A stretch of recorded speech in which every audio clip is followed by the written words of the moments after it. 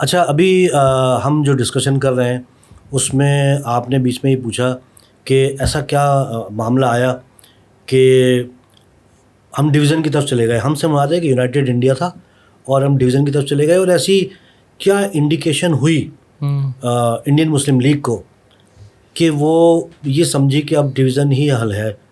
اور اس کے لیے جسے میں بار بار کہتا ہوں کہ ایسی لیڈرشپ نہیں تھی کچھ جو ریکنسیشن کرتی. تو وہ یہ تھا کہ 3 سپٹمبر 1939 کو بیسکلی میں نے جیسے پوڈ کاسٹ کے شروع میں کہا کہ میں اس دور کے جب اخبارات پڑھتا ہوں جو میرے پاس موجود ہیں, تو میں ان سب چیزوں کو اسی طرح میں ایلیبریٹ کر رہا ہوتا ہوں میں کہ 3 سپٹمبر 1939 کو جو وائسرائے انڈیا تھا اس نے یہ ڈکلیئر کر دیا کہ India into the war, India جنگ میں چلا گیا ہے اور ہم جو ہے جرمنی کے ساتھ جنگ میں چلے گئے. اب انڈیا کو تعاون کرنا تھا, انڈیا کو کوآپریٹ کرنا تھا.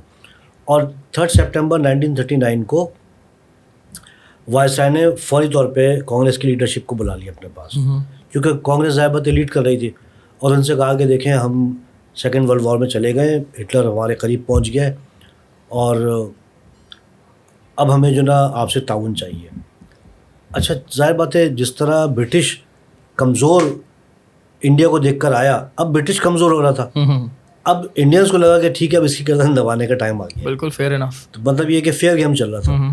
اس وقت کانگریس کی لیڈرشپ نے کہا کہ ٹھیک ہے جی ہم آپ کے ساتھ تعاون کریں گے, لیکن آپ ہے نا انڈیا کو فور انڈیپینڈنس دو. اچھا اس وقت ہے نا میں کچھ لیڈرس کا نام نہیں لینا چاہ رہا کہ کچھ جو لیڈرس تھے انہوں نے جو کانگریس کی لیڈرشپ تھی, پنڈت جواہر لال نہرو گاندھی جی کی لیڈرشپ جو تھی ان کے خلاف بڑا کرٹیسائز کیا. وہ ہندو لیڈر تھے.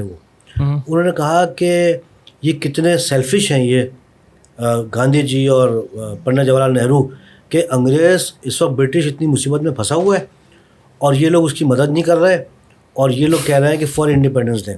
اب سوچنے کی بات ہے کہ بھائی انگریز بھی تو کوئی انڈینس کی دعوت پہ تو انڈیا میں نہیں آیا تھا, وہ بھی تو حملہ کرتے کرتے ڈیوائڈ کرتے کرتے آیا تھا. تو جو بھی لیڈرشپ تھی, اچھا یہ جو پوزیشن آئی سیکنڈ ورلڈ وار والی, اس کے بعد انڈینس یعنی ابھی تو پاکستان موجود نہیں ہے, انڈینس اس میں چاہے مسلم انڈینس کہہ لیں یا کانگریس کی لیڈرشپ کہہ لیں, انہیں یہ لگا کہ اب تو کام ختم, کیونکہ ہٹلر نے تو تباہی پھیر دی تھی, یعنی ہٹلر نے تباہی پھیر دی تھی, اور برٹش کے لیے ممکن نہیں تھا کہ وہ اس سے لڑتا. یہ بات سچ ہے کہ انڈیا پاکستان کی آزادی کے پیچھے ایک بہت بڑا ریزن ہٹلر بھی ہے. اس کے علاوہ کوئی حرج دیکھیں, میں تو کہتا ہوں کہ اس میں جو انڈینس ہیں ان کو تھینکس کرنا چاہیے ہٹلر کا, کیونکہ نہ ہٹلر کوئی شوق چڑھتا کہ جی وہ پورے یورپ پہ قبضہ کرے اور وہی کام کرے. میں تو دیکھیں میری خود کی اسیسمنٹ کیا ہے کہ اگر ہٹلر نے سیکنڈ ورلڈ وار شروع نہ کی ہوتی اور سیکنڈ ورلڈ وار نہیں ہوتی تو میرے خیال سے برٹش 1947 میں نہیں 67 یا 70 میں جاتا وہ. اچھا وہ مزید ٹائم لیتا ہے کیونکہ اس کو پرابلم نہیں تھی کوئی. سیکنڈ ورلڈ وار میں تو برٹش تباہ ہو گیا تھا. ہٹلر کے پاس 1200 جنگی جہاز تھے اور برٹش کے پاس 600 تھے. اس نے بمباریاں کر کر کے لنڈن پہ حملہ کر دیا تھا نا اس نے, تو بیسکلی ہٹلر نے لنڈن پہ حملہ کر دیا تھا, شہری آبادی پہ حملہ کر دیا تھا. تبھی تو چرچل نے کہا نا کہ یہ کر کے آ رہا ہے یہ. تو ہٹلر نے تو جسے کہتے ہیں نا عام لفظ میں ایسی کی تیسی پھیر دی تھی. تو وہ واقعی اگر ہٹلر یہ نہیں کرتا تو یہ معاملہ بنتا نہیں. تو سیکنڈ ورلڈ وار جو تھی اس میں پھر دونوں بارگیننگ پر آ گئے. اب دونوں بارگیننگ پوزیشن پر آئے, آل انڈیا مسلم لیگ بھی اور وہ بھی. پہلے جو وائسرائے جو تھے سیکنڈ ورلڈ وار کے بعد وہ لفٹ نہیں کرا رہے تھے گاندھی جناح صاحب کو. جناح صاحب کو لفٹ نہیں کرا رہے تھے, تو جناح صاحب نے کہا کہ کیا مسلمانوں کی ایفرٹس کے بغیر برٹش یہ وار جیت سکتا ہے. تو وائسرائے اور وہ لوگ اٹینشن ہوئے کہ ہاں, کیونکہ مسلمان تو فوجی بہت تھے. تو پھر وائسرائے نے جناح صاحب کو بلایا, پھر یہ بھی آن بورڈ آئے. اس کے بعد دونوں میں ریس لگ گئی. یعنی کانگریس کا مطالبہ تھا کہ فریڈم آف انڈیا, انڈیا کو انڈیپینڈنس دو اور یہ آپ ہے نا ریفارمس, مطلب انڈیپینڈنس دو, یہ خود کریں گے.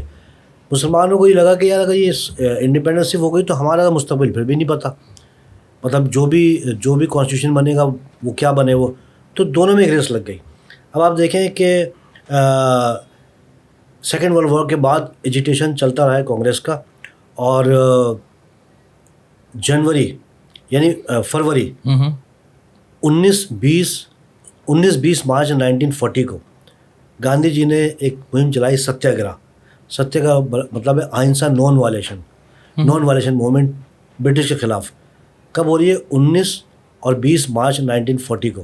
اور اس کے 3 دن بعد 23 مارچ 1940 کو لاہور میں آل انڈیا مسلم لیگ کا اجلاس ہو رہا ہے. دونوں اس طرح چل رہے ہیں, یعنی دونوں اس طرح چل رہے ہیں, اور دونوں ایک دوسرے کو دیکھ رہے ہیں کہ کانگریس اب کیا کر رہا ہے تو مسلم دیکھے کہ کانگریس یہ کر رہی ہے تو ہم یہ کریں, اور کانگریس دیکھ رہی ہے کہ مسلم لیگ یہ کر رہی ہے تو دونوں میں ایک بیٹل شروع ہو گئی.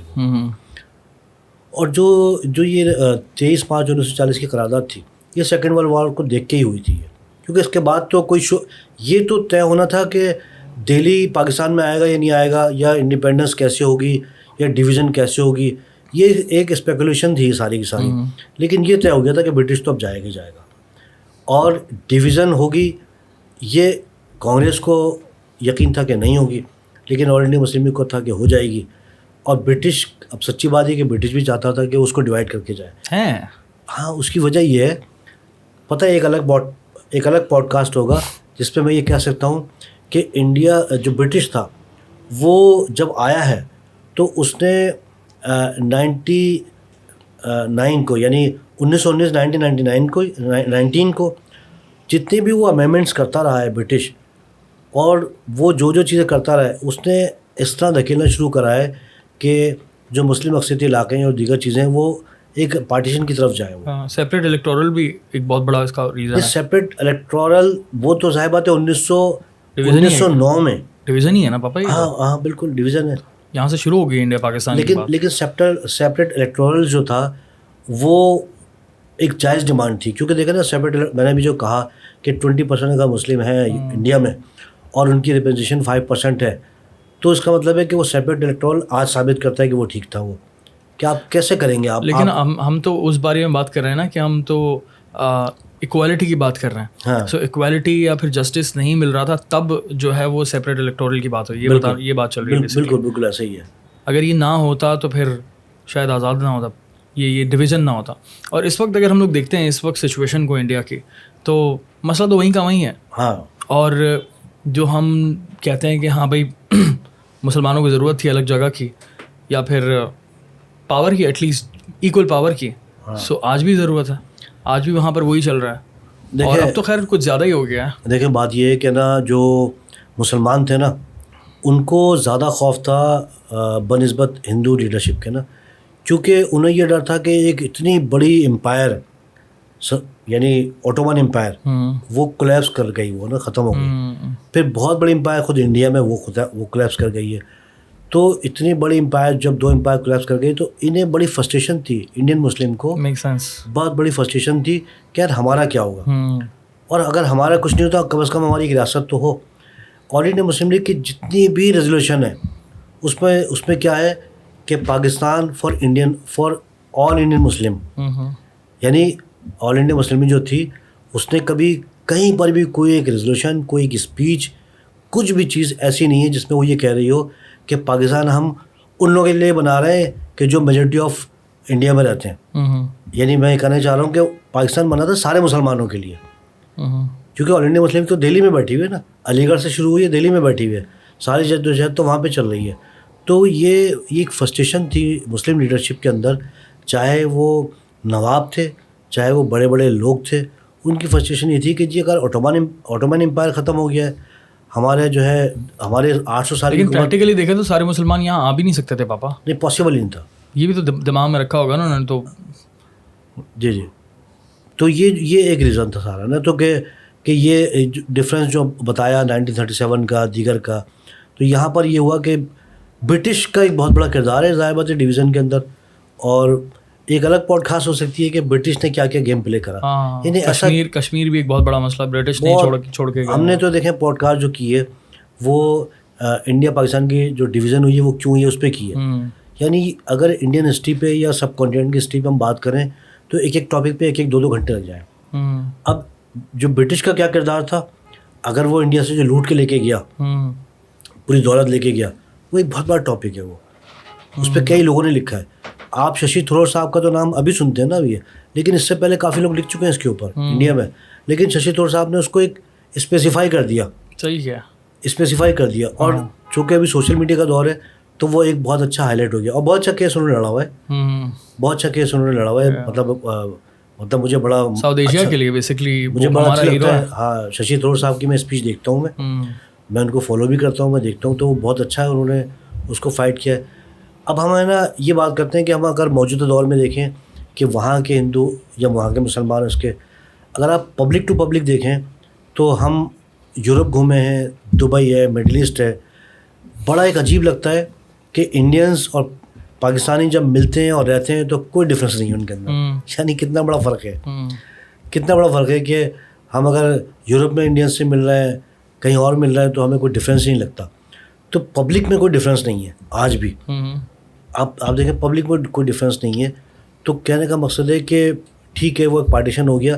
اچھا, جو لوگ پارٹیشن کر بھی رہتے ہیں ان کو اتنی بڑی جو کلنگ ہوئی ہے, یعنی پارٹیشن کے وقت اندازہ تو تھا کہ کوئی ایجیٹیشن ہوگا. ایسا نہیں کہ اتنے معصوم بچے تو تھے نہیں نا لیڈر, ان کو یہ تو پتہ تھا کہ کوئی بہت بڑا حادثہ ہوگا, کیونکہ اکالی دل موجود تھی اور دیگر تنظیم موجود تھیں.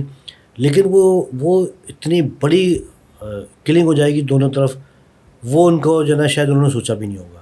اور اس کے بہت ریزن ہے اس کے نا, وہ پھر میں کہوں گا کہ ایک الگ پوڈ کاسٹ ہو سکتی ہے اس کے اوپر, بہت الگ ٹاپک ہیں. لیکن اگر ہم آج کے دور میں دیکھیں انڈینز اور پاکستانیوں کو, تو ان میں کوئی فرق نہیں ہے. اب آپ دیکھیں نا کہ سوشل میڈیا پہ ایک ذرا سی کوئی ویڈیو بنتی ہے پورے انڈیا میں وائرل. انڈیا کی ویڈیو کوئی بھی ہوتی ہے یہاں وائرل ہو گئی. پسوڑی گانا انڈیا میں وائرل, اور کوئی لڑکیاں ڈانس کر رہی ہے تو وہاں پہ وائرل. تو کہنا مقصد ہے کہ ڈفرینس تو ابھی بھی کوئی نہیں ہے. ہاں, فرق کیا ہوا, جو سب سے زیادہ سفر کیا ہے, سب سے زیادہ جو لاس اٹھایا ہے وہ ان مسلمانوں نے اٹھایا ہے کہ جو یہاں پر مائیگریٹ کر آئے. اب میں یہ دیکھتا ہوں کہ جی چونکہ جو پنجاب سے جو لوگ مائیگریٹ کر کے پاکستانی پنجاب میں آئے, ان کے کوئی ریلیٹیو وہاں پہ رہ نہیں گئے. لیکن یہاں پہ جو لوگ مسلمان ہجرت کر کے آئے ان کے ریلیٹیو تو رہ گئے, کیونکہ 20% پاپولیشن نے مائیگریشن کی انڈیا سے یہاں پر, 80% نے نہیں کی. تو سب سے زیادہ نقصان ان لوگوں کو ہوا کہ جن کے رشتہ دار وہاں پہ رہ گئے. خود ہمارے ساتھ دہلی میں موجود ہیں, اب ہم کبھی زندگی میں انڈیا ہی نہیں گئے. مطلب ہمارے جو مدر ہیں وہ علی گڑھ سے بلانگ کرتی ہیں, والد دہلی سے بلانگ کرتے ہیں, لیکن ہم ان کی جنم بھومی پہ جا نہیں سکتے ہم. تو ہمیں تو بہت بڑا نقصان ہونا ہی ہے. جو لوگ مائیگریٹ کر کے آئے ان کو بہت بڑا نقصان. اچھا, یہ اس کے بعد تھا نہیں, پاکستان جب انڈیا بنا تھا تو اس کے بعد ایک دوسرے کے ساتھ ٹریڈ بھی تھی اور ایک دوسرے کو وزٹ بھی کر سکتے تھے اسٹارٹ کی دنوں میں. دیکھیں جو ٹینشن رہی ہے نا وہ 1947, 48 اور 49. 49 میں اتنا نہیں, لیکن 49 کو بھی شامل کر لیں, ان 2.5 سال میں رہی ہے. اس کے بعد 1950 میں جو ہندو تھے جن کی یہاں پراپرٹیز تھی وہ یہاں پر آئے بھی ہیں, پنجاب میں خاص طور پہ, اور یہاں کے مسلمان بھی گئے. اور 1951 کے بعد جب لیاقت نہرو پیکٹ ہوا ہے 8 اپریل 1950 کو, 8 اپریل 1950 کے بعد بڑا معاملہ نارمل ہو گیا. اور آپ دیکھیں کہ جو ٹریڈ ہوئی ہے, جو بھی ٹریڈ کی بات کی ہے 1948, 49 اور 50 اور 51 میں, ان 4 سالوں میں انڈیا پاکستان کی اتنی بڑی ٹریڈ ہوئی ہے کہ بے انتہا. پاکستان کے جو آئٹمس تھے ان کا سب سے بڑا بائر جو تھا وہ انڈیا تھا. اچھا جی, سب سے بڑا بائر. یہ اتنی بڑی, کیونکہ میں نے جب پاکستان کی اکنامکس پڑھی لیاقت علی خان صاحب کے دور کی, تو میں حیران رہ گیا. میں وجہ کیا تھی کہ انڈیا جو یہاں پر فیکٹریز نہیں تھیں ٹیکسٹائل کی, فیکٹریز انڈیا میں تھیں لیکن را مٹیریل یہاں پر تھا. تو یہ را مٹیریل بہت ایکسپورٹ کیا ہے پاکستان نے, اور بہت بڑی ٹریڈ ہوئی ہے. پاکستان بننے کے بعد انڈینس فلمیں پاکستان میں لگتی رہی ہیں بیفور 1965 وار. یہاں کراچی میں سینماؤں پہ, یہاں پہ تو آن اور مدھو بالا اور ساری مغل اعظم سب میجر وار 1965 میں لڑی تھی. اس سے پہلے تو آئی تھنک بہت پکی دوستی ہو گئی تھی. ہاں, ایسا تھا کہ انڈیا کا ویزا لوگ جاتے تھے کراچی ایمبیسی میں, اور صبح گئے ہیں اور 2 گھنٹے بعد ویزا مل گیا. 2 گھنٹے بعد؟ ہاں, 2 گھنٹے بعد ویزا مل گیا.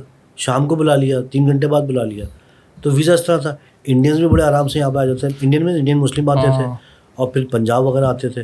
لیکن سب سے بڑا جو نقصان ہوا ہے اس پورے معاملے میں وہ ان لوگوں کو ہوا ہے جو یہاں مائیگریٹ کر آئے اور ان کے لوگ وہاں پر رہ گئے, اور انہیں کے لیے آج بھی پرابلم ہے.